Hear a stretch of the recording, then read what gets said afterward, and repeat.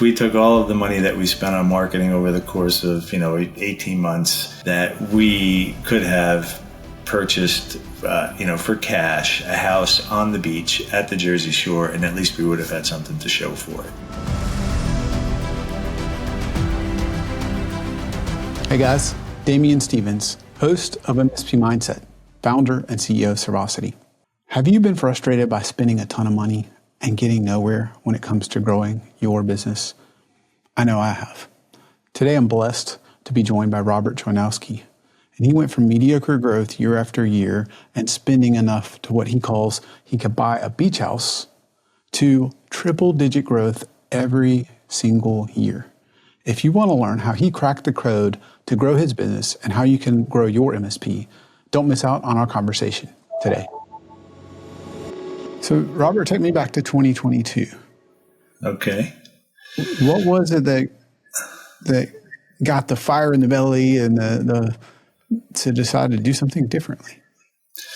So, it was on the heels of the pandemic, right? So, we went through the pandemic and we experienced some growth, right? There was a lot churning in the industry, in the managed service business, with just how quickly organizations had to pivot from being in the office to out of the office to maybe start going back to the office, or at least kind of have those conversations. There was, the digital migration push, get my servers out of the closet, put them in the cloud. So we were kind of in the heels of, what was the pandemic, and, coming out of that, and, really trying to make sure that we continued to grow. We were experiencing growth year over year. We had done some marketing, pre-pandemic, and, everything from hiring organizations to do, cold calling for us. We didn't have great experiences with it, same old, right? But you always hear the marketing companies market to you saying that, most folks think marketing doesn't work, and then in 6 months they're out of business, right? So we needed to give it a try. We didn't know what we didn't know. We engaged with, a few different marketing agencies, paid a lot of money for nothing, gave them the benefit of the doubt, probably hung on longer than we should, because we made an investment and we wanted a return on the investment. So you're always just hanging on, hoping, right? Hoping for, I just need one. That next one will do it, right? Yeah, right. I just need one. Like, even a blind mouse finds a crumb every now and then. So for context, how many employees were you at this time? So going through the pandemic, we were at 5. Okay. And you realized you needed to do something different. You needed to market. And what did you try that didn't work? Traditional marketing, right? So again, we didn't know what we didn't know. So we just hired a marketing firm that said they had experience in our vertical. And, out of the pandemic, I'm a Vistage member. So, I have that CEO group, and there was a speaker at one of our meetings from the Midwest that, talked a really good talk. And, I thought, he's a Vistage speaker. He has some credibility. I'll hire him and his firm. And, he's a published author. Like, there were, this is it. Like, this is the guy that we need. And, he brought his team on board. They started their campaign, and we would have weekly, it was a pretty big expense initially for them to do some kind of evaluation over 30 days. We paid probably, I'm going to say $30,000 for them to write a marketing plan for us. And that was a series of interviews. And, and then at the end of 30 days, they presented this great marketing plan, and we thought, that sounds great. We'll move forward, and then there was a monthly fee moving forward. They had their team on board. We would have weekly calls, and week after week, by this time next week, you'll have leads. And what they didn't like was me holding their feet to the fire, asking for accountability week after week, like what happened to the promises from last week.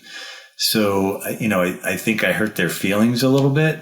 And eventually, right, after 4 or 5 months of us paying them, $10,000 a month, they fired us. So, of course, I don't think it didn't bode well for them in Vistage. I certainly made everybody aware of what our experience was. My chair spoke to the speaker, it's not that they fired us saying we can't work with you. They said, it's time for us to move on, and we're going to hand you off to somebody that's a little bit more inclined to be able to help you.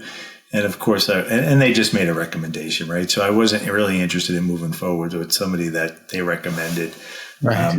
So we did nothing for a little while, kind of just had to lick our wounds and say, college is expensive, and we all we can do is really kind of learn from this. So, so that was, I don't want to say devastating is not the right word, but it sucked. Yeah. It sucked. So, what else did you try? So, so then we moved to a marketing firm that was a little geographically closer to us. And again, a referral from somebody that we knew, and not quite as expensive. I, of course, shared the marketing plan that we had paid so much money for, and which, by the way, I've shared it 10 times since, and it really is a useless marketing plan. I'm not a marketer, so I had no idea. And, it was more of the same. It was more, blindly connecting to folks on LinkedIn, doing email campaigns and just not getting any traction whatsoever. And, we probably did that for 6 months, spent another $30,000 or $40,000 and then just pulled the plug on it. So, we were growing through relationships and referrals, and very, not at the rate that we were looking to grow and onboard clients. So it was very, it was really disappointing, right? Because we would set our goals and plans for the year, and, 6 months in, you realize like this is going nowhere, so. What else did you try? So again, we don't know what we don't know. So it was, we were just relying on folks that were in the marketing space. So,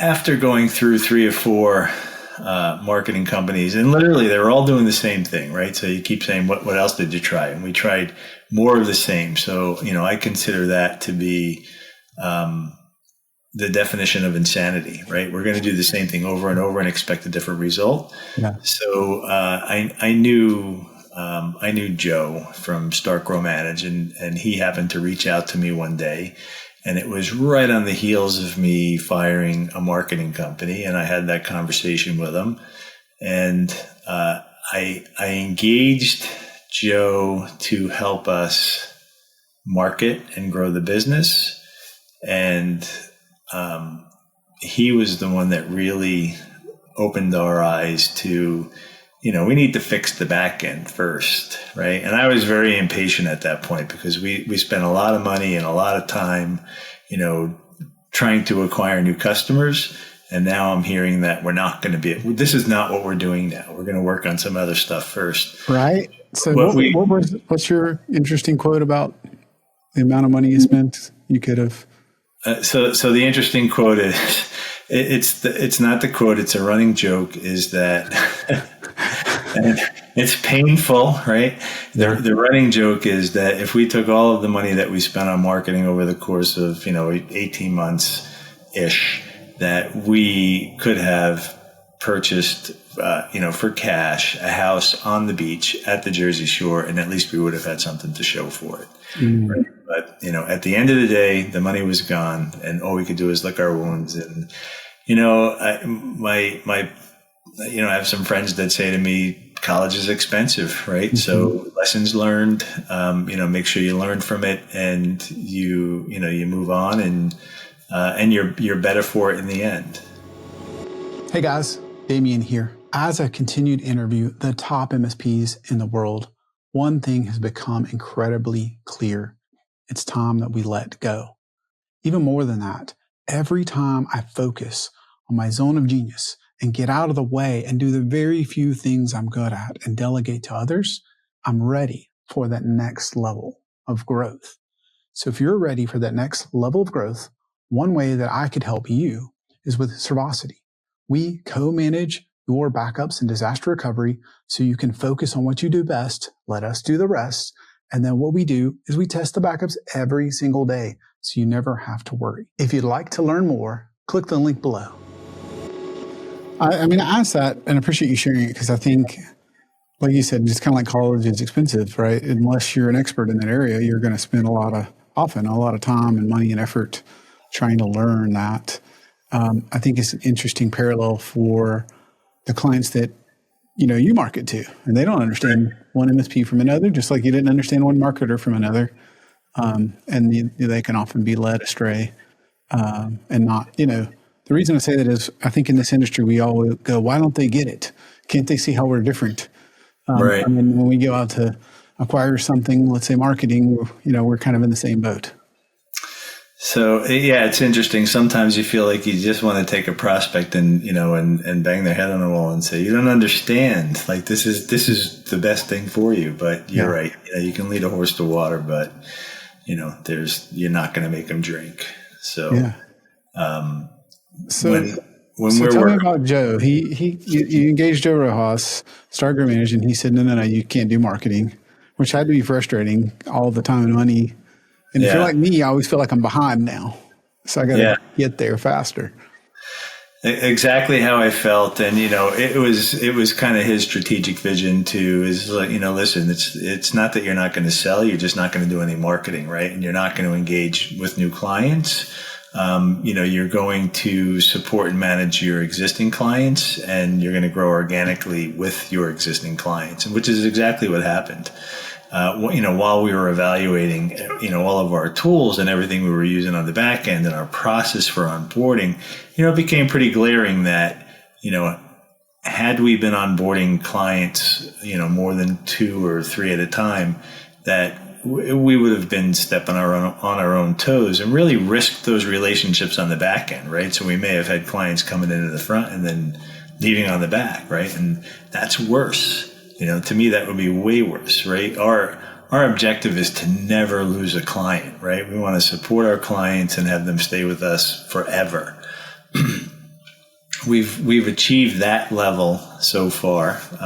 The only clients that we've lost are clients that didn't make it through COVID, and clients that were acquired by larger companies that, there was nothing we could do. They were being onboarded to either an internal IT group or, whatever the existing model was for that company. So, we just helped them get to where they needed to be after the acquisition. So those are the only ways from our perspective, how a client would move on from us. So I want to get to this point where Joe Rojas is saying, no, you got to focus on onboarding in the back of the house. So if you're frustrated like I would be, then what happened? What did you do? And how long if you did that, how long did you spend doing that?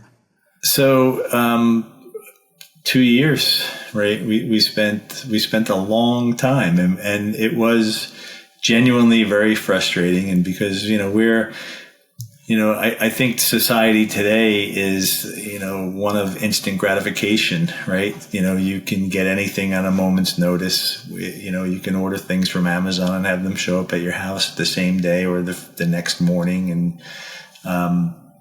so you want things, quickly. You want to turn around everything, it's really about instant gratification, right? So it's, yeah. So it was really frustrating. It took a couple of years. We really needed to evaluate our internal ticketing systems and, evaluate what was on the market and really available to us, from our RMM tools to what our customer facing ticketing systems would look like, and a handful of items that were in our stack, right? So we have an internal product development team that goes through anything that we're either going to add to our stack or use internally, and they do due diligence, right? So nothing happens overnight. It takes a while. And it just took a while. So in the meantime, I was visiting with our clients. I was really learning more about their businesses, more about their needs, and really in a position where I was able to align the technology with their business and their business processes, as opposed to, just letting them use the technology, because everybody has a computer, right? So we experienced some pretty good growth, and while we were along the way, we got a couple of referrals as well. So, we brought on a few new clients, but nothing earth shattering. But again, we grew 20-30%. So, but all the while you're paying, right? You're paying for this advice to go do all this stuff. So what was it that caused you to build, especially after all the marketing heartbreak and expense, what caused you to say, this is different? This is not yet another marketer, and I'm going to stick to this plan and do this, especially 2 years, right? We all want fast. We want gratification. Well, because it made sense, right? It was, we were having strategic conversations, right? They weren't saying this is what we're going to do. I mean, we were really having strategic conversations, and they weren't doing it for us, right? They were working through it with us, but we were doing the work. So we weren't, with marketing companies, it was very hands off, right? So, and which is exactly the way I wanted it, right? I didn't want to be involved in the day-to-day marketing. So this was a very different engagement where, we were held accountable to do the work. They weren't doing the work for us, right? So it's not like we weren't busy, it's not like we were waiting for them to finish a project. So we can see the progression, right? As the company was evolving and growing and pivoting and, just becoming a better company with a better culture, we could see that progression. It was kind of happening right before us, right? So the patience thing, it didn't take long for us to really sit back and say, we're doing the right thing, and we're going to continue to do this. And we continue to do that to this day, right? So there's definitely a continuous improvement model in place, right? So I know at 5 employees, it'd be really tempting to not, focus on the growth, not focus on the back office. And I don't know, as the tech guy, usually you're like, the ticket system works fine. The RMM works, right? So did you struggle with any of that, or was it like glaringly obvious? It wasn't blaringly obvious, but I was open to change. So I struggled with, what do you mean we're not going to do marketing, right? What do you mean we're not going to be onboarding customers, right? But when we started taking a look at the processes and realized that we didn't really have a process to onboard a customer, we just did it, and that nothing was documented. We just did it, right? So it didn't mean we were going to do it the same way every time, or it didn't mean that, Tech A was going to do something the same way Tech B did it. So, so it became clear. It became clear to us that we needed to do something different. What did that produce? I mean, why did that make a difference and matter? So what it produced was us having the ability to do more with less, right? Because of, some of the automations that we put in place. Once we brought in our new ticketing system, then we made some commitments to not only install it and get it working, but to really learn it so that we can always make it better. So we were constantly in the university, and we were always figuring out based on our experience, like how can we make this process better? A ticket comes in, sits in queue, then what, right? So how can we make that process better? Now somebody touched the ticket, where does it go from there? Ticket's been open for 24 hours. What happens next, right? So it was really about us creating those, those triggers, the automations, the notifications, and it was fun because we are tech people, right? Mm-hmm. So, and it continues to be fun, again, because we are tech people. I would like to go back to the part you mentioned about being a business partner. So I feel like most of us don't get that. What changed where you sat down with your clients and started talking from a business perspective? So what changed is we were talking about them.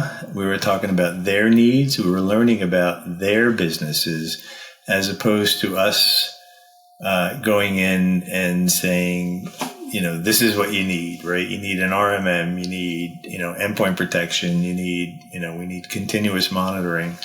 And it was really more about learning what they do, right? How do they make money? And what is their appetite for, for downtime and how do they like, their processes to work? How do they treat their clients? And, so it was a learning curve, it was a learning curve for us to be able to, sit down and have a business conversation, not a technology conversation. Like, what are your goals over the next, 12 months, 24 months, 3 months, right?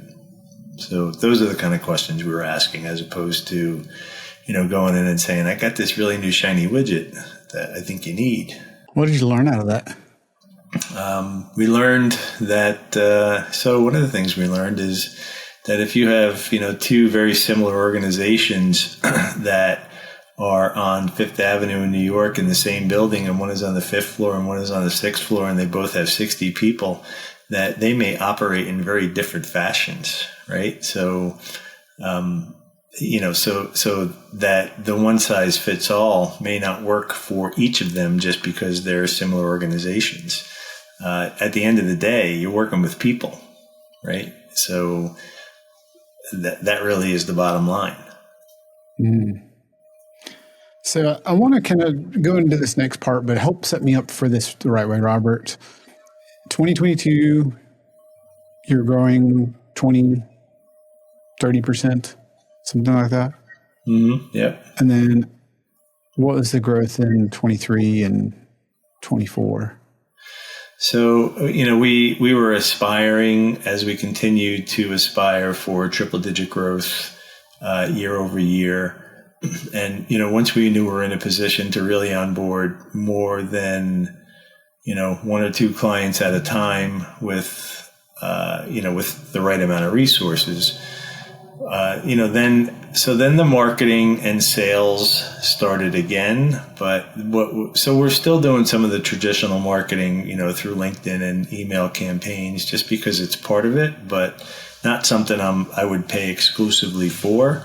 But what we are doing is, we narrowed our vertical down to working with hedge funds, alternative investment firms, and now we go to places where they are, right? And we're always in a position where we want to educate them first, right? So like I said earlier, if somebody's going to spend 15 minutes or 30 minutes listening to me talk, I want to make sure that they get some value out of it, that they take something back that they can implement today.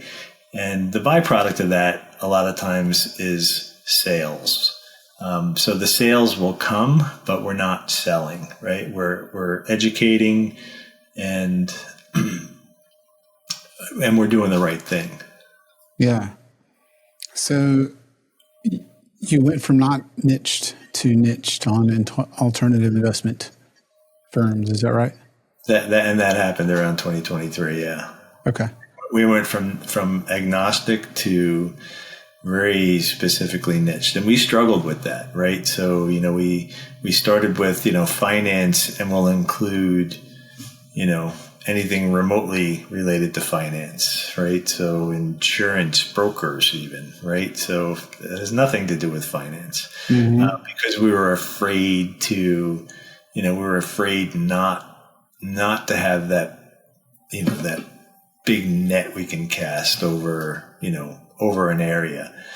And what we found out was that the narrower our niche is, the better we can perform for our clients, and the better, we know exactly what it is that they're struggling with when it comes to FINRA and SEC and, and parsing through old data, right? And cybersecurity and incident response, right? So it's very specific, right, to the vertical. So there's some overlap from alternative investment to private equity and maybe venture capital, but investment banking. But we can make a decision. We can decide if we want to pursue those opportunities if they come our way, but we're not pursuing them, right? So, but and we have we do have a fair amount of other investment firms, real estate investment, private equity, in our base as a result of them coming to us and saying, you could do it for them. Could you do the same thing for us? Right. And realizing the regulations were very similar or the same, we did it.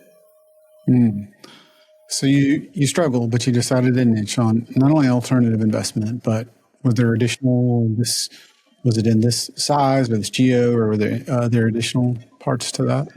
So not necessarily geo or, we could support globally, right? It's something that we've been doing for the past 30 years. We're good at it. We know how to do it.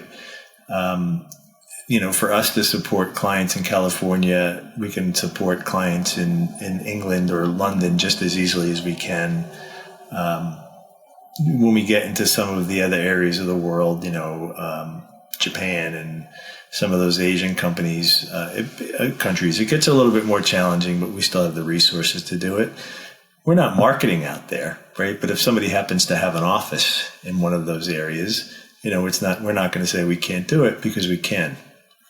But we are marketing strategically to the I don't want to say New York metropolitan area. It's more of a regional from Boston to DC, right? But we're talking to folks in Texas, and we're talking to folks out on the West Coast in California and Oregon, places like that. So it's not we're not geographically pigeonholing ourselves now.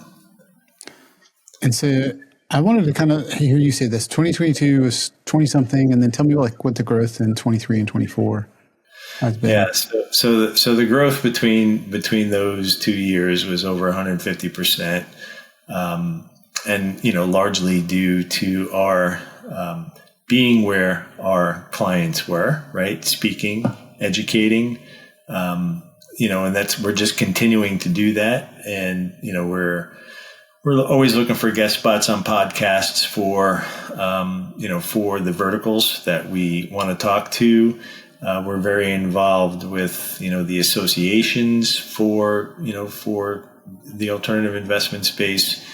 And our objective is 100% of the time to educate and make sure that we're providing valuable content that, we make available to them for free. Always happy to have a conversation, provide technical resources if they need it, no strings attached, right? So you did it. You cracked the code that you were looking for. And what I mean by that is triple-digit growth the last 2 years in a row. I think that's very rare, and even more rare when you were starting at around 5 employees. So to be able to grow like that and continue that growth years in a row. So obviously there's several things you did. Like, is it the combination of those, or what do you attribute that to? I attribute it to really understanding what our clients need, right? Mm-hmm. So, and that's part of being a specialist with a particular vertical, right? And again, when we're meeting with our clients, and I meet with them regularly. So I'm always communicating to our clients. Everybody talks about doing quarterly business reviews. We actually do them, right? And, we go through some of the things that we've done for them over the last quarter, but we're always more interested in what's on the horizon for them. We want to understand as an organization what kind of challenges they're dealing with, whether it is a new regulation coming down the pike or, maybe it's a new fund that they're bringing online, or maybe a fund that they've exhausted and they're moving off of.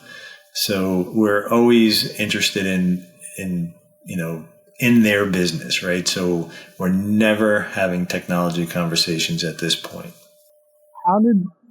Was this natural to you to become doing public speaking and industry panels and podcasts and webinars and all the things? Was it natural? So you and I have had a couple of these conversations, and I want to ask you honestly, do you think it was natural for me? I don't think so at first. It's totally not natural for me. So I had this. I had a philosophy of fake it till you make it, right? So, it's a little unnerving when you're getting on a panel with a bunch of folks that are really esteemed and, experts in their field, whether they're, I sat on a panel, a month or so ago with the supervisor special agent of the FBI out of the San Diego office. I mean, this guy was sharp, right? So, we talked about incident response, and I was honored to be there with him, but I wanted to learn so much from him, right? I could have talked to him for hours and hours, and he was happy to have those conversations, right? So, because it can only help him as well to educate folks. So, so it definitely is not a natural thing for me, although I'm fine with it, and I get it. I'm human, and I don't always maybe come off perfect, but sure. My objective is tidbits of information that you can take away. Yeah. So how big of a difference is this kind of thought leadership, educational, providing value first made versus cold calls and emails and things that you were trying before? So, I mean, the cold calls and emails are, they're gimmicky stuff, right? So they're, it's almost like you want to, you want to, I hate to use it, but, say you want to trick somebody into having a conversation with you so you can just tell them how good you are, right? Because you know that you're the best of the best. So, so you want to catch them at a weak moment where, you say something that resonates a little bit and they'll get on the phone with you. So all of the emails and the LinkedIn campaigns that we're doing today they're not that type of messaging, right? The messaging that they're educational messages. They're promoting, either podcasts that I'm on or, speaking engagements or, LinkedIn lives that we're doing. So we're still using emails and things like that, but for definitely a different, for a different reason, right? Mm-hmm. We're not saying, call us, we can help you, Mm-hmm. So. Yeah. I appreciate you sharing that it wasn't natural for you to make this transition and kind of put yourself out there, because I think, I know I'm an introvert and I had the tech hat on, not the business hat, and to say, let me get out there, let me start doing these kind of things was not at all natural. No, it's not natural, but it's important to me to genuinely be a resource, right? Mm-hmm. I mean, I got a lot of good information, and I know that, and I'm happy to share it, right? So, and I know that people can benefit from, sometimes just having a conversation and picking my brain a little bit. So, and I'm happy to share it, no strings attached. I say that all the time, and you'd be surprised how few people take you up on that, right? So, and I have, I'm surrounded with a lot of smart people in our organization, and I'm happy to let those resources be available to folks if they're struggling with something. And again, it's not an area that people, when I talk to them, really ever take me up on. Mm. So now that you're kind of creating all these leads, I imagine the actual conversations when you have them, the sales conversations probably go a little differently than the one sourced from random LinkedIn or what have you. How's the difference from a kind of a sales perspective? So, being, as you put it, an introvert, I was never a salesperson either, right? Mm-hmm. So for me, it's natural. It's more natural to have a business conversation and to understand early on if we're a fit or not a fit, right? So if we're not a fit for an organization, I will be the first one to tell them. I don't want to waste their time. I don't want to waste my time. And that's a little weird for prospects because they're always so used to being sold, right? And if I start going down I don't think we're going to be able to help you, because of whatever your specific requirements are, they get a little taken back by it. And generally they want to know more, right? So, so the sales conversations are, again, they're business conversations. They're not, I'm not saying, sign today. Like there's no end of the year specials, Right. We're not worried about hitting a number at the end of the quarter, So I want to switch gears for a moment. What's the biggest lesson you've learned over the years in all your business? What was that? You broke up a little bit. What's the biggest lesson that you've learned in all your years in business? So I don't know that there's a biggest lesson. There's a lot of lessons, right? Some of them are pretty big. Some of them are pretty big for sure. I think one of the lessons you learn, and I learned early on, was to surround yourself with good people, but not only in business, but, personally and professionally. And to me, that was really a secret sauce to success, right? So it cultivated a great culture in the organizations. And, there was a lot less stress when you were surrounded with people that had as my best interest at heart as much as their own. And it was a vice versa kind of thing. So that's always good advice. Yeah. If there was one thing you could do over, what would that be? No regrets, I'm sure if I could, really rack my brains, I could probably think of 100 things that I wish I didn't do. But I'm kind of an advocate of lessons learned to move forward, right? So, I guess the easy answer would be for me to say I wouldn't have spent all that money on marketing. I had similar challenges back in the 80s, marketing as well. It wasn't as expensive, but I did marketing campaigns like direct mail campaigns back then that really resulted in a lot of nothing. So, but lessons learned, right? So I would probably do it again. Again, I wish I had all of that money and resources back, but that's never going to happen. So I'm not going to dwell on it, right? So. I think for me, no regrets, right? There's nothing yesterday is going to do that, I can't fix, for tomorrow. Yeah. What's given all that's going on in, your business and opportunities, like what are you looking forward to? What am I looking forward to? So continued growth, right, for the organization. I don't see myself, I'm young, I'm not of retirement age, not even close yet. But I don't see myself retiring. And what I would, I see things coming up for me this year where I just want to take more and more time off to do some of the things that I love before I get, old, right? Right. So I started that a few years ago.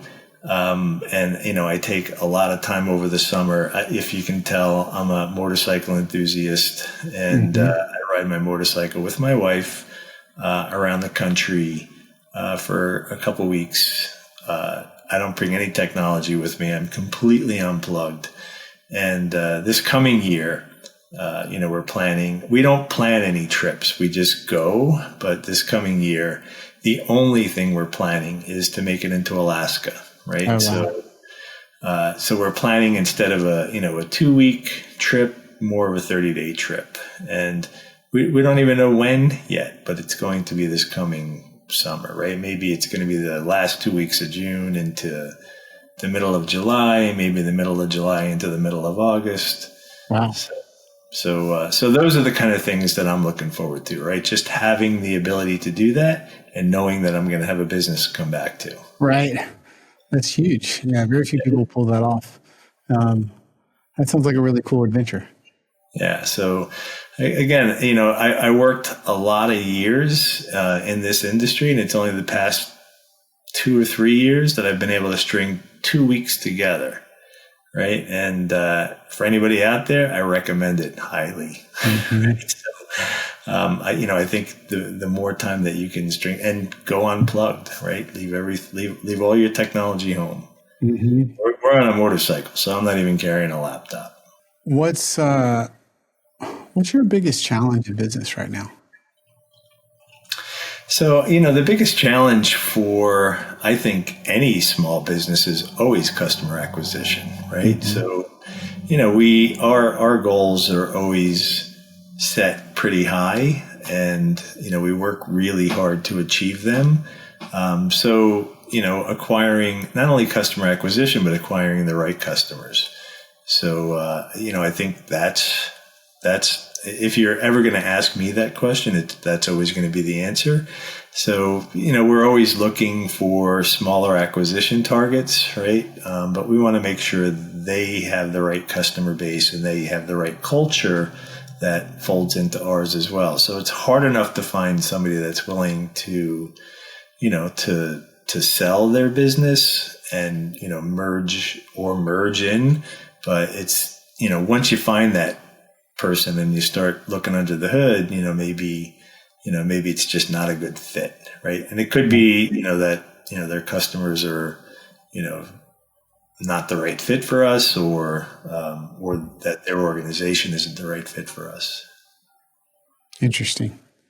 So customer acquisition, is there any specific part that you feel like is the biggest challenge? It's meeting them. It's step one. It's getting them to know who we are, right? So, that's again part of the reason why we still do, the LinkedIn and the emails is just for recognition. I would be shocked if anybody replied to a message and said, "Hey, I need what you're offering." I mean, that's never ever happened for us. And I don't expect that it ever will, but when we're going to events, it's nice when I'm talking to people and they've heard of us, right? Mm-hmm. They've heard of SeaGlass Technology and they want to learn more. So the biggest challenge, in customer acquisition is just the initial exposure. Mm-hmm. Yeah. Yeah. Interesting. If there's one book you could recommend, Robert, or one or two books, what would that be? Never Split the Difference is, I'm struggling with the author's name, but it is a book about negotiating through a former FBI hostage negotiator. And I'm getting ready to read it again. I saw him recently on a podcast doing a 60 seconds or she dies, right, scenario, right? Mm. So, and it was incredibly interesting to me. And, I've read the book a couple times, and that is a book that I recommend highly. Interesting one. Really cool. I got it right over. I can grab it. So, yeah, that sounds like a great one. We'll definitely include that. So if folks want to connect with you online, where do you recommend they connect? How do they find you? So LinkedIn is always a great way to connect with me, for sure. And the other way is to go to our website, SeaGlassTechnology.com, and you can book a meeting right from the right from the homepage. That there's a link to my Calendly. If they wanted to have a conversation with me, they can link to me there. So, and always happy to share if there's anybody out there that, wants to talk about my experiences. Maybe he's in the same position with another MSP. I'm always happy to help. If somebody wants to have a conversation, I'm happy to share my resources. There's enough of business out there for everybody. I think peer groups are probably one of the most important things that you could be part of when you're a managed service provider or a managed security service provider. You can always learn from somebody else's mistakes. Yes. What peer group are you in? So, well, as you know, we work with Start, Grow, Manage, and they have a couple of peer groups that we work with, as well as all of their clients. Right? They're all MSPs. Make sure to take Robert up on that offer. And Robert, thank you so much for your wisdom, and thank you so much for being on MSP Mindset. I appreciate you having me, and I had a great time. Thank you.